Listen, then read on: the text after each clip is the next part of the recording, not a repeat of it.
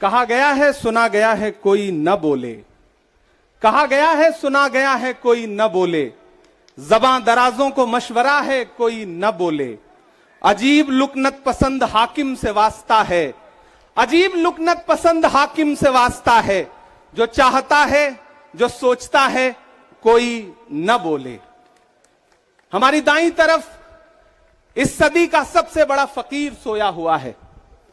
मैं उनकी समाधि से बिल्कुल करीब खड़ा होकर के संकल्प सत्याग्रह में मेरी आंखों के सामने तपती दोपहरी में बड़ी तादाद में मौजूद कांग्रेस पार्टी के सिपाहियों को सलाम करता हूं। नवरात्रि चल रही है, रमजान चल रहा है, मैं रोजे की हालत में हूं। आप तमाम साथी ऐसे होंगे जिन्होंने नवरात्रि के व्रत रखे होंगे और इस पवित्र सप्ताह के बीच में हम खड़े हैं एक हाकिम की सनक के से उपजे हुए एक फैसले के खिलाफ। दोस्तों, भारत के लोकतंत्र के लिए एक मुश्किल लम्हा है ये।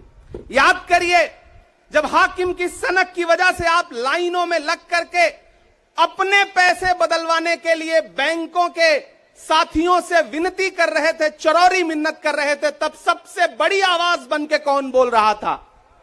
राहुल गांधी। नतीजा क्या निकला? उनकी एसपीजी सुरक्षा वापस ले ली गई। याद करिए, जब गब्बर सिंह टैक्स लगा करके छोटे व्यापारियों को बर्बाद करने का सपना पाला था इस सरकार ने, तो सबसे मजबूत आवाज बन के कौन बोल रहा था? राहुल गांधी। नतीजा क्या निकला? हजारों करोड़ रुपए खर्च करके उनके पीछे ट्रोल आर्मी लगा दी गई। उनकी इमेज खराब करने के लिए जितने तरीके अपना सकती थी भारतीय जनता पार्टी उसने अपनाया। याद करिए कि जब राफेल के मुद्दे पर, राफेल में हुई लूट के खिलाफ एक अकेला शख्स पूरे देश में खड़ा होकर के चौकीदार से पूछ रहा था कि आपकी चौकीदारी का सवाल है, बताइए सच्चाई क्या है, तब उनके पीछे 55 घंटे उन्हें ईडी के ऑफिस में बिठा करके पूछताछ की गई। मेरे भाई, उस शख्स ने क्या गुनाह किया? क्या कसूर है उनका? उनका कसूर इतना है कि जब देश में नफरतें सर चढ़ करके बोल रही थी तो उस शख्स ने कहा कि मैं भारत जोड़ने के लिए अपने पैर के छालों की परवाह किए बगैर 4000 किलोमीटर चलूंगा। यह कसूर है राहुल गांधी का। यह कसूर है राहुल गांधी का कि वह एक शहीद पिता के बेटे हैं। यह कसूर है उनका। यह कसूर है उनका कि उनकी दादी ने इस देश की मिट्टी के लिए अपने खून का एक एक कतरा कुर्बान कर दिया। यह कसूर है उनका। आज भारतीय जनता पार्टी के लोग हाउस में खड़े होकर के, सदन शुरू होते ही 1 मिनट भी सदन नहीं शुरू हुआ रहता था और खड़े होकर के राहुल गांधी माफी मांगो के नारे शुरू कर देते थे। किस बात की माफी? क्योंकि वो भारत जोड़ रहे हैं, वो लोकतंत्र को बचाने की बात कर रहे हैं। अरे भाजपाइयों, माफी तो आपको मांगनी चाहिए। 15 लाख के झूठे जुमले के लिए माफी मांगो, बढ़ती हुई महंगाई के लिए माफी मांगो, अच्छे दिन के झूठे वादों के लिए माफी मांगो, लोकतंत्र को कुचलने के लिए माफी मांगो, महंगाई के खिलाफ माफी मांगो, 400 का सिलेंडर 1100 रुपए करने के लिए माफी मांगो, 58 रुपए का पेट्रोल 100 रुपए का करने के लिए माफी मांगो, हिंदू को मुसलमान से लड़ाने के लिए माफी मांगो, सिख को ईसाई से लड़ाने के लिए माफी मांगो। माफी तो तुम मांगो।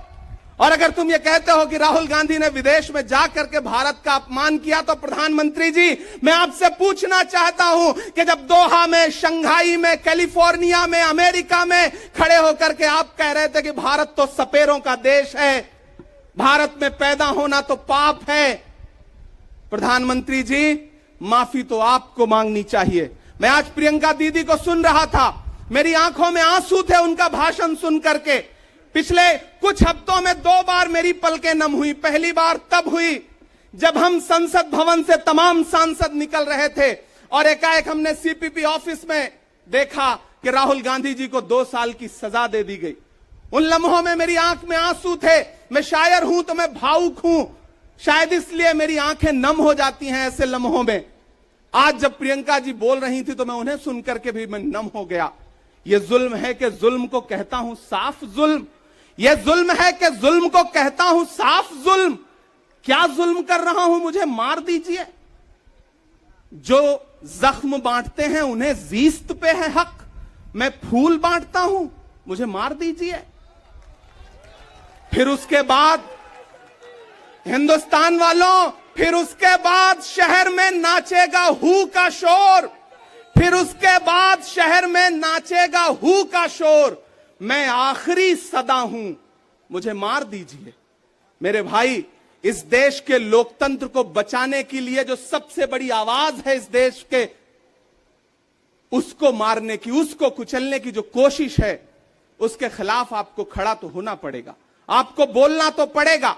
मैं कभी कभी सोचता हूं कि जब मैं कभी समाधि पर जाऊं तो क्या मुंह दिखाऊंगा महात्मा गांधी को, मैं क्या मुंह दिखाऊंगा राजीव जी को, हम क्या मुंह दिखाएंगे इंदिरा जी को, कि उनके वारिस के साथ, उनके घर के चश्मो चिराग के साथ इस तरह की अपमानजनक बातें की जा रही हैं और देश खामोश बैठा है।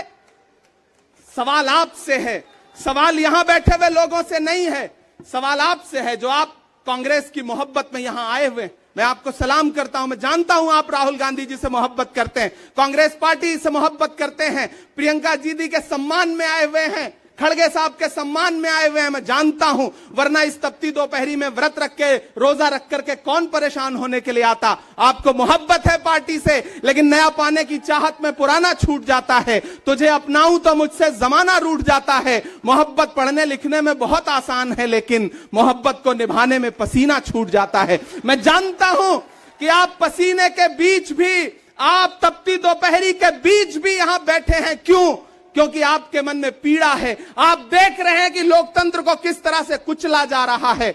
मेरे भाई, ये एक मुश्किल वक्त है। मैं इस मंच पर खड़ा होकर के, गांधी समाधि के इस मंच पर खड़ा होकर के पूरे देश का आह्वान करता हूं कि अब समय राहुल गांधी के सत्याग्रह का नहीं है। अब राहुल गांधी जी से आगे बढ़ करके देश के एक एक व्यक्ति के ऊपर बात आ गई है। एक ऐसी आवाज जो आपके लिए संसद में बोल रही थी, कसूर क्या था? उन्होंने प्रधानमंत्री जी के भ्रष्टाचारी मित्रों के खिलाफ आवाज उठाई। उन्होंने पूछा कि 20,000 करोड़ रुपया कहां से आया अडानी की कंपनियों में। उन्होंने पूछा कि नीरव मोदी ने, ललित मोदी ने, मेहुल चौकसी ने जो इस देश को लूटा है, उसका जवाब प्रधानमंत्री जी को देना पड़ेगा। अगर प्रधानमंत्री जी इतना कहने से आप राहुल गांधी जी की सदस्यता ले लेंगे तो हम तमाम सांसद तैयार हैं, ले लीजिए हमारी सदस्यता, लेकिन हम रुकने वाले नहीं हैं, हम झुकने वाले नहीं हैं, हम मुसलसल बोलते रहेंगे। मैं हिंदुस्तान के लोगों से कहना चाहता हूं कि हमने सहराओं में हासिल किया आसानी से, तुम समंदर में भी रहकर न मिले पानी से। ये सियासत के दिए सबके हवाले न करो, मुल्क बिक जाता है एक शख्स की नादानी से। इस शख्स की नादानी से देश बिक रहा है, लोकतंत्र मटिया मेट हो रहा है, संविधान को कुचला जा रहा है। और वो आखिरी सदा जो 7 फरवरी को गूंजी थी पार्लियामेंट में, उसको भी खामोश करने के लिए उसे संसद से निकाल दिया गया है।